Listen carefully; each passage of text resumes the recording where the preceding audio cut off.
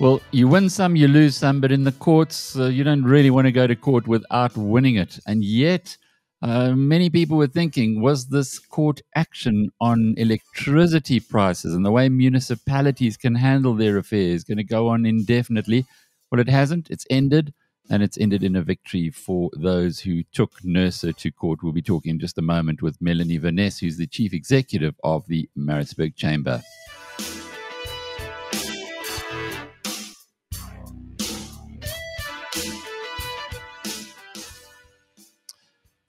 Well, Mel, I think we've spoken a lot over the years on various things happening in your city. Some of them haven't been that pleasant. The July riots come to mind very quickly. But today's a good day for you. Absolutely. We must, as you said earlier, celebrate the wins. And today we had a win. So it's wonderful. So just take us through what was at stake and why you decided that you would take NERSA to court.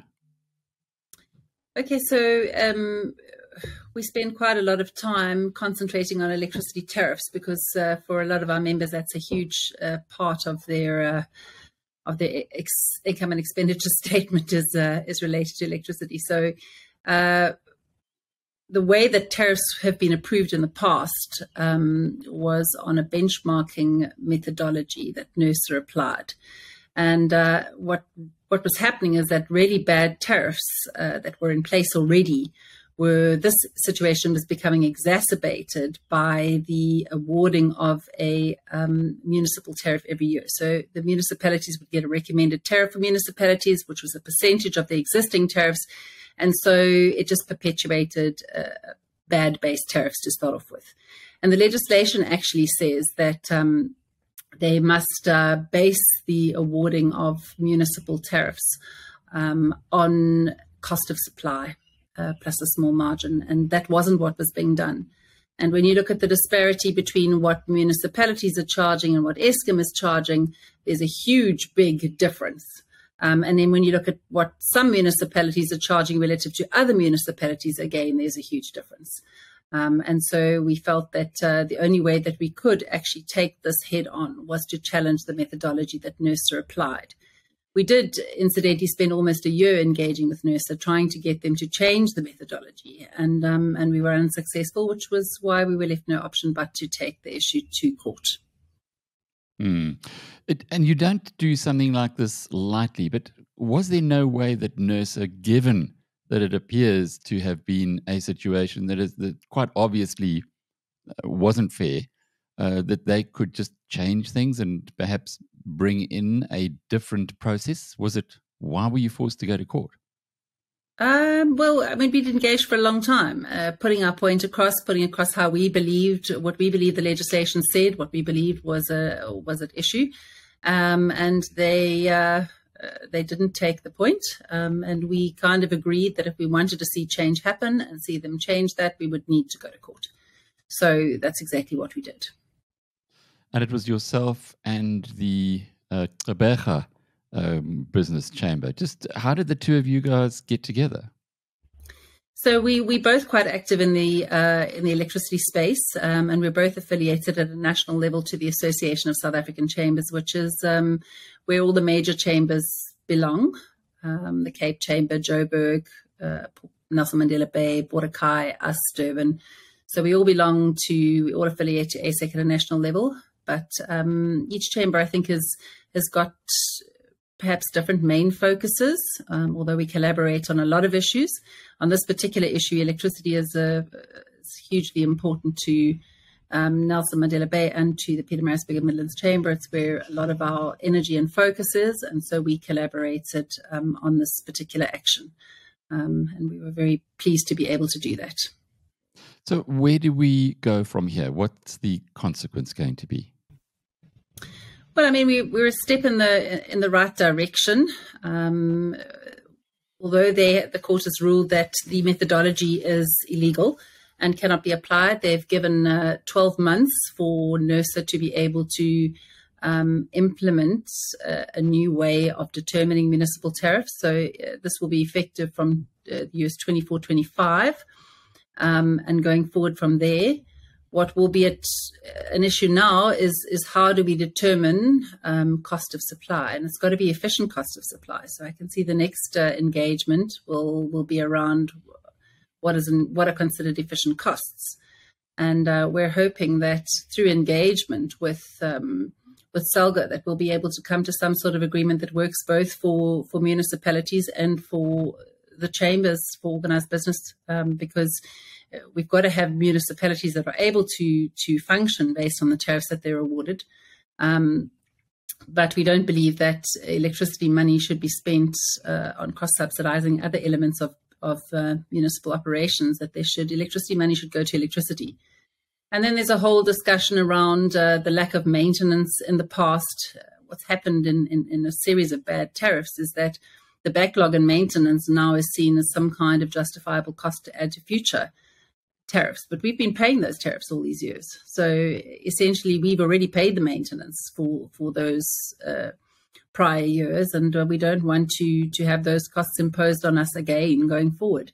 So we need to find a way that we get standardized tariffs across South Africa that will work for electricity supply, and that we look at some creative ways around some of the infrastructure challenges. We've got a potential PPP now at home where we're looking at the private sector possibly funding some of the infrastructure and being paid back through their municipal services bill over time.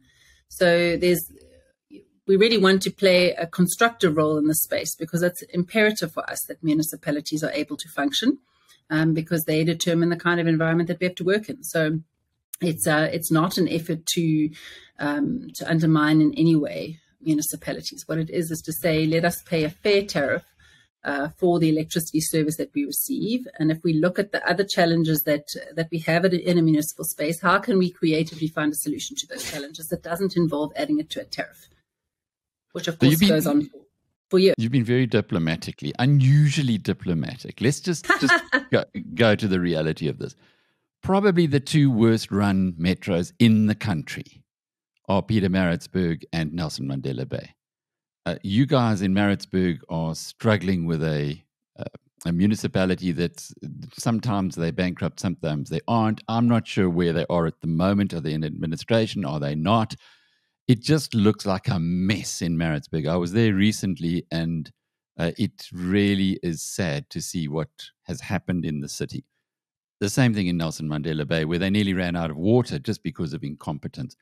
Is there any connection between this and the fact that you and your colleagues in Nelson Mandela Bay were the ones to make the running on this? Yeah, I think there must be some truth to that. We're both pretty active chambers, and as I said, it's an important element for us. And when your infrastructure starts failing and it negatively impacts business, that's when business tends to stand up. And so maybe we've been ahead of the curve a bit, and our businesses have stood up and said, no, something must be done. So absolutely, there's some truth to that. I think we were still an aspirant metro, by the way. We've not been given metro status as yet. So I think that's unless we get our act together, we're not going to be given metro status. We've recently had the appointment of a new municipal manager. I'm cautiously optimistic because some of the stuff that I've been raising for a very long time is suddenly getting some good attention. So I'm cautiously optimistic about that. And, I've got to say that I am a very frank person, but at the same time, I do recognize that we're able to achieve a lot more if we work together. I think my frustration comes in when I receive, opposition from the municipality to anything that's even vaguely reasonable. And I think in the past, what we've had is a situation where we've had municipal managers that have been deployed to Mzanduzi that it's been absolutely patently clear that their agenda is not to put Mzanduzi on the right track. And then you will see my ire for absolute certainty. In this case, I'm cautiously optimistic. I'm hoping that we at last have got some leadership that is going to turn Mzanduzi into the city that it deserves to be. Pietermaritzburg is the capital city of this province. As I've said to you in the past, I love it. And I will do whatever I need to do to work with them to achieve that. If they'll work with me, we will gladly put our resources on the table. And you think businesses invested everything here. This is where our homes are, our businesses are, and we love it. I was driving from the old road, from Christopher Pappas's municipality, Hilton, Howick, Mgeni, coming along the Hilton Road, and it is actually something to behold. Because as you're driving along in Pappas's country, the roads are beautiful. There are zero potholes. You can just see the place has been looked after. It really is on the upgrade in not even a year since he's been the mayor there. You hit on that road, it says, "Welcome to Maritzburg, Peter Maritzburg." And it's almost immediate that you can see the difference between the way things are maintained. Mm. Are you finding that your members are actually moving a little bit north, because it's not far, it's right on your border, to go to a better run municipality, and saying that that's the reason why? I hear this anecdotally from a few small businesses that have decided to make their future there because they are so distressed with what's happening in Maritzburg. No, absolutely. I mean, we've certainly had people indicating that they are looking at greenfield sites up the hill. You know, we the Peter Maritzburg and Midlands Chamber, so that's all of our area. So we're not partial to any particular area. And our view is that business needs a conducive environment in which to operate in. And I will work with whatever municipality wants to put options on the table. But I have to say that Mgeni is being very proactive. We talk about the opportunities around the medical hub. They've already put incentives in place. So if they're going to be proactive, they're going to win at the end of the day. If they're going to create the kind of environment that is conducive for business to operate in, absolutely. Those that are able to may very well consider moving up the hill. And I can't blame them. I certainly won't oppose that in any way. I'll be as supportive to business as I can be, to help them both create an enabling environment and to access opportunity. So, yeah, if Pappas is ahead of the game, he deserves to win. And as far as the court ruling is concerned, is this going to make it easier for someone like Christopher Pappas to attract businesses into his municipality, or does it have any relevance whatsoever at that level?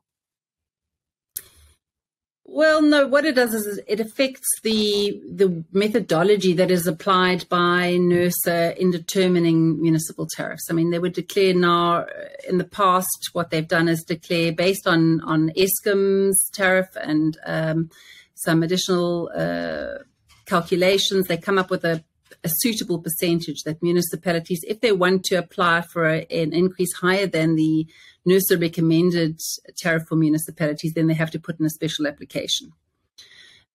You become attractive when you are offering a secure quality supply of a service at a very competitive rate. So what you don't want to be doing is piling on the electricity costs.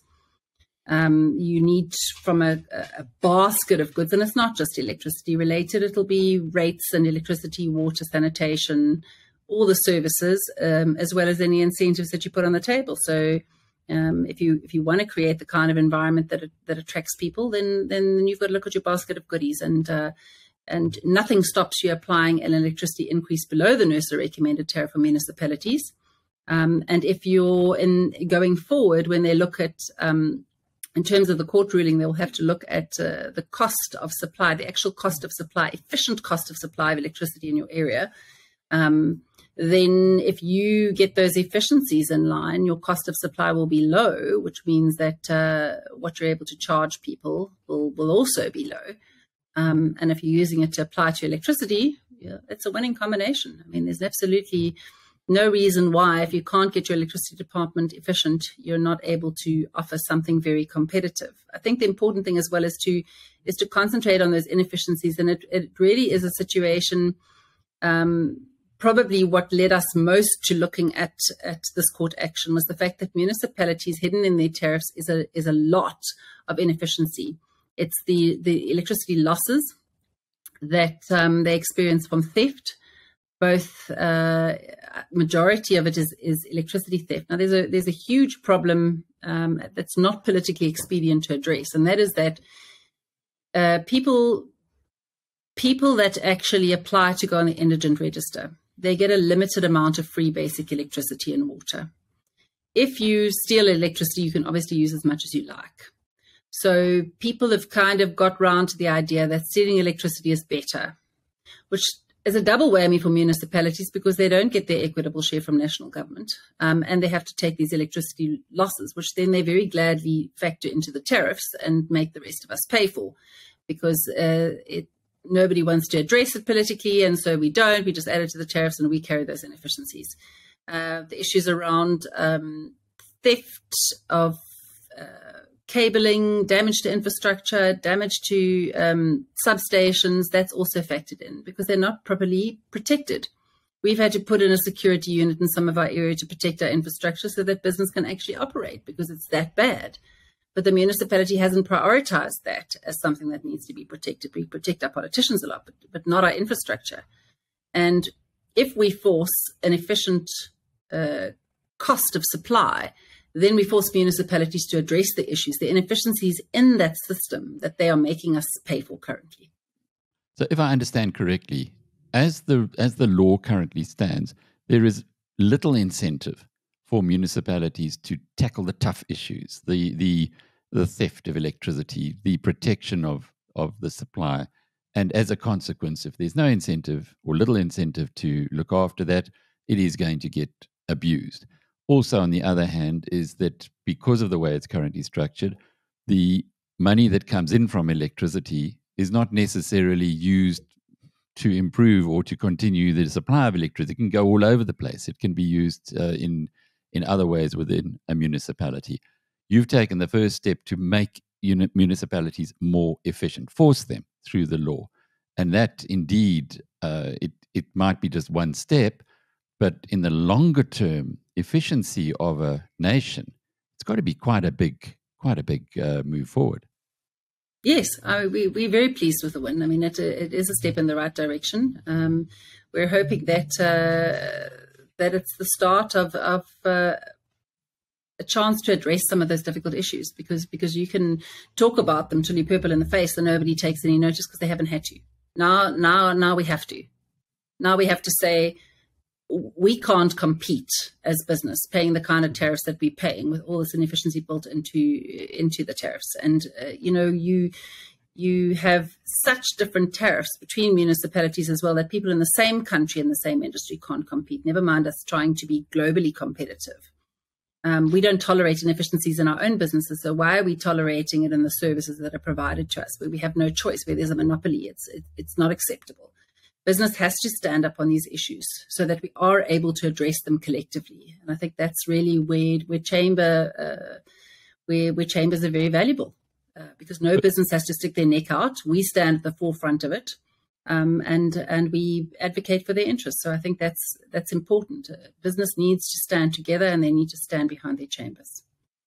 And it comes to a bigger point, and one that someone like Rob Hersoff has been making continuously, is that businesses are not putting their heads above the parapet. It's almost a traditional thing in South Africa. If you do that, ask Paul Harris, it gets chopped off or certainly gets smashed on their head. And so you then retreat and let somebody else go to the forefront. But unfortunately, nobody does. The point you've just made now about being able to play a bigger role as a chamber, and in that way not to allow your members to be victimized, is something perhaps we should applaud or see happening more in the future. But the question, I guess, is how come it was you and Nelson Mandela Bay who were prepared to put your heads above the parapet? Because you're not the only municipalities who are going to benefit from this. No, and I think that we're probably more harakat. So maybe that's the truth of it. But I hope that through this action, that more businesses will see the value of actually standing up and using their chambers to stand in front and represent their views. We don't have business interests. We're non-profit organizations. Nobody can really shoot the messenger, and nobody's exposed. And the legislative framework is good. Our legal system is good. There are great laws in place, and we have to stand on some of that stuff sometimes. So, please, my appeal to businesses is step up and play an active role in your chambers. Let's unify our particular voice in the interests of Team South Africa. Melanie Veness is the Chief Executive of the Pietermaritzburg and Midlands Chamber of Business. I'm Alec Hogg from BizNews.com.